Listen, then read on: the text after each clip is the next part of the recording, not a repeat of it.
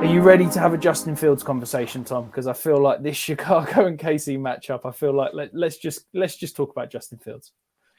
So, I mean, Justin Fields, he came out yesterday and he's saying all the wrong things.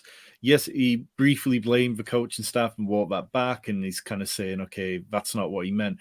But Justin Fields isn't letting loose with the ball. Yes, the touchdown pass to Chase Claypool last week was gorgeous. Really nice pass. But there's just too many negatives. I think, he's targeting running backs at a league high rate, but it doesn't really matter. It's not turning them into fantasy producers. His average depth of target is 4.5 yards, which is dead last among all quarterbacks. And what we want from Justin Fields is if he's not doing it through the passing game, then we need to see it on the ground. So far, he's gone 13 rush attempts for 62 yards, but only 4 for 3 last week. So they have to start putting some design plays in for him. You have to see that, because otherwise he isn't the weapon that he can be. Like, you aren't going to beat the Chiefs with Justin Fields dinking and dunking to running backs for 4.5 yards per carry. He has to get the ball downfield. And I think part of that is Darnell Mooney needs to be on the field more than Chase Claypool.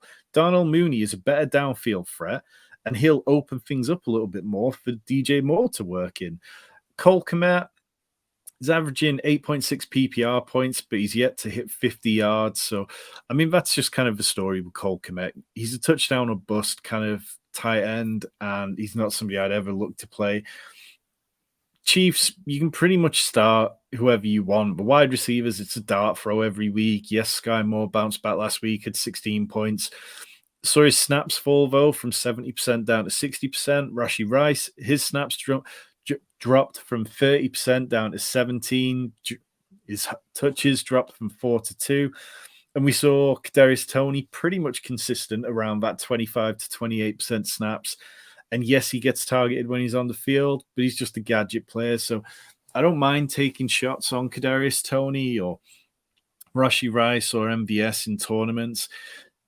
Travis Kelce, yeah, he only played 64% of the snaps last week, but Andy Reid's had a long history of not throwing players straight back in when we're off injuries. So I think this week we see him get back to his full potential. But I really worry about Justin Fields and that terrible Bears offensive line who lost, was it the left guard or the left tackle this week to IR against the Chiefs defensive line that I think will absolutely eat him up unless he actually gets out of the pocket quickly.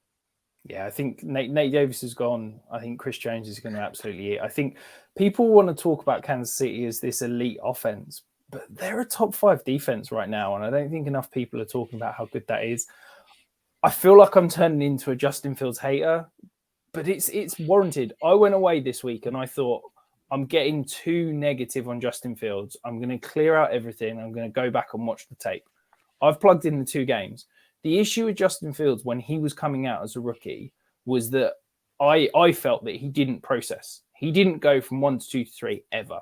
And the argument was that's Ohio State. He's got these elite receivers. He doesn't need to go 1 to 2. When he gets in the league, he's going to do it.